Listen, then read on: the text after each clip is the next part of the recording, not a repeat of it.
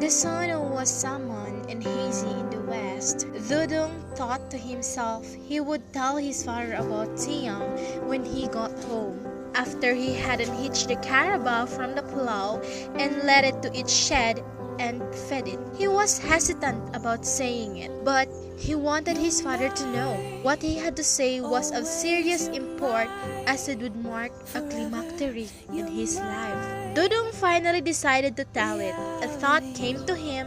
His father might refuse to consider it. His father was a silent, hard-working farmer who chewed areca nut, which he had learned to do from his mother, Dudong's grandmother. The ground was broken up into a many fresh wound and fragrant with a sweetish earthy smell. Many slender soft worms emerged from the furrow and then burrowed again deeper into the soil. A short, colorless worm marched blindly to Dudong's foot and crawled calmly over it. Dudong got tickled and jerked his foot, flinging the worm into the air. Dudong did not bother to look where it fell, but thought of his age 17, and he said to himself he was not young anymore. Dodong unhitched the carabao leisurely and gave it a healthy tap on the hip. The beast turned its head to look at him with dumb, faithful eyes. Dodong gave it a slight push and the animal walked alongside him to its shed. He placed bundles of grass and the carabao began to eat. Dodong looked at it without interest. Dodong started homeward, thinking how he would break his news to his father. He wanted to marry. Dodong did. He was 17. He had pimples on his face. The down on his upper lip already was dark.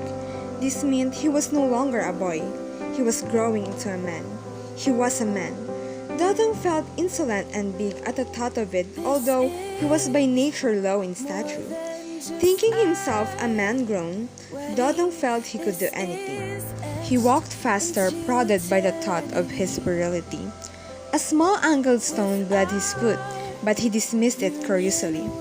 He lifted his leg and looked at the hurt toe and then went on walking. In the cool sundown, he thought wild dreams of himself and Taeyang, his girl. She had a small brown face and small black eyes and straight glossy hair. How desirable she was to him! She made him dream even during the day. Dodong tensed with desire and looked at the muscle of his arms. Dirty. This field work was healthy, invigorating, but it begrimed you, smudged you terribly. He turned back the way he had come, then he marched obliquely to a creek. Dodong stripped himself and laid his clothes, a gray undershirt and red condiment shorts on the grass. Then he went into the water, wet his body over and rubbed at it vigorously. He was not long in bathing. Then he marched homeward again. The bath made him feel cool. It was dusk when he reached home.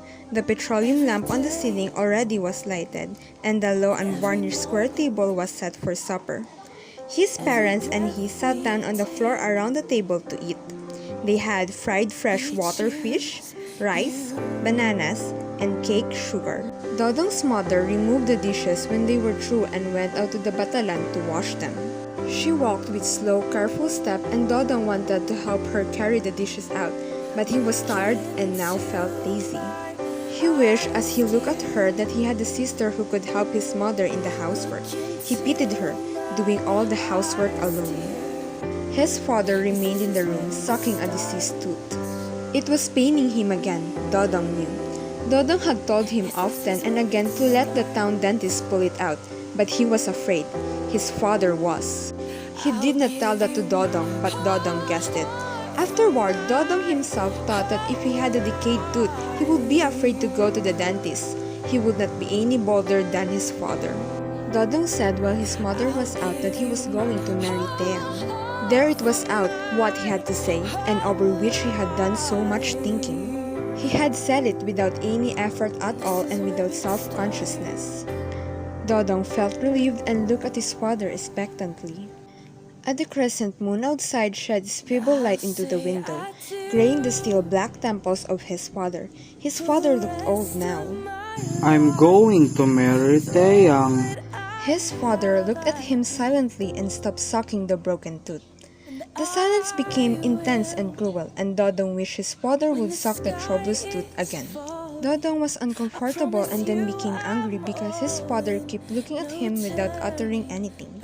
I will marry Taeyang. I will marry Taeyang. His father kept gazing at him in flexible silence, and Dodong fidgeted on his seat. I asked her last night to marry me and she said, yes, I want your permission. I want it. There was impatient clamor in his voice, an exacting protest at this coldness, this indifference. Dodong looked at his father sorely. Must you marry Dodong? Dudong resented his father's question. His father himself had married. Dudong made a quick, impassioned, easy in his mind about selfishness. But later, he got confused. You are very young, Dodong. I'm 17. That's very young to get married at. I want to marry.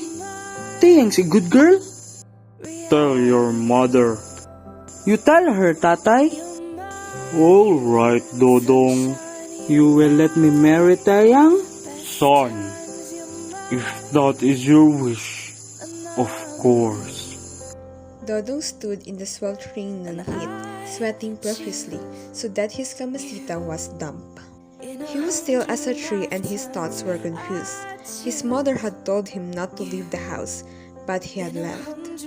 He had wanted to get out of it without clear reason at all. He was afraid, he felt, afraid of the house. It had seemed to cage him, to compare his thoughts with severe tyranny, afraid also of Taeyang. Taeyang was giving birth in the house. She gave screams that chilled his blood. He didn't want her to scream like that. He seems to be rebuking him. He began to wonder madly if the process of childbirth was really painful. Some women, when they gave birth, did not cry. In a few moments, he would be a father. Father, father. He whispered the word with awe, with strangeness. He was young, he realized now, contradicting himself of 9 months comfortable. Your son, people would soon be telling him. Your son, Dodong. Dodong felt tired standing. He sat down on a sawhorse with his feet close together. He looked at his calloused toes. Suppose he had 10 children. What made him think that? What was the matter with him? God! He heard his mother's voice from the house. Come up, Dodong. It is over.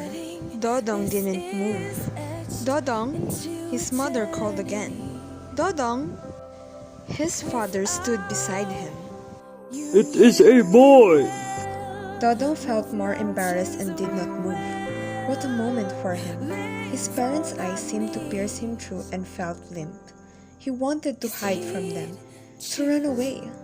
Dodong, you come up. You come up. Dodong. Dodong. I'll come up, Taeyang. She's sleeping, but you go on. Dodong wanted to touch her, to push away that straight of wisps of hair that touched her lips.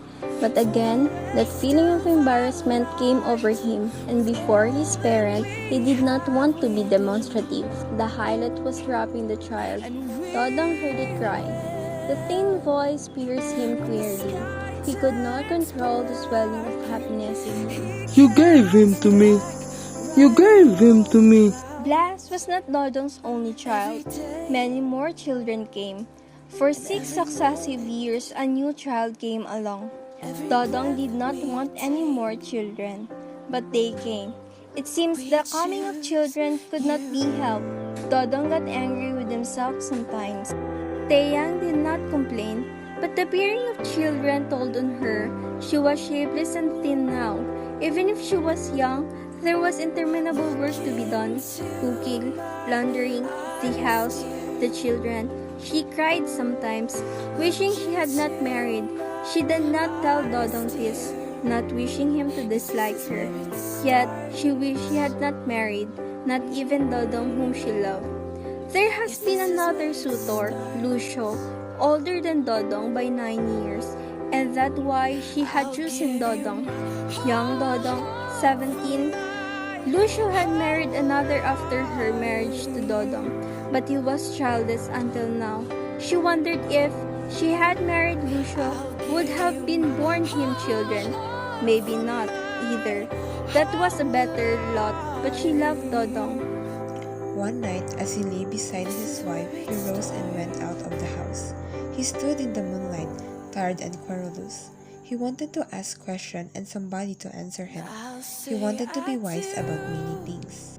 One of them was why life did not fulfill all of youth's dreams.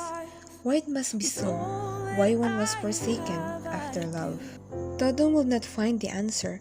Maybe the question was not to be answered. It must be so to make youth, youth. Youth must be dreamfully sweet, dreamfully sweet. Dodong returned to the house humiliated by himself. He had wanted to know a little wisdom but was denied it. When Blas was 18, he came home one night very flustered and happy. It was late at night and Taeyang and the other children were asleep. Dodong heard Blas' step for he could not sleep well of nights. He watched Blas undress in the dark and lie down softly. Blas was restless on his mat and could not sleep. You better go to sleep. It's late. Itai? I am going to marry Tona. She accepted me tonight. Itai, you think it over. I love Tona, and I want her. You want to marry Tona? Dodong said he did not want Blas to marry yet. Blas was very young. The life that would follow marriage would be hard. Yes.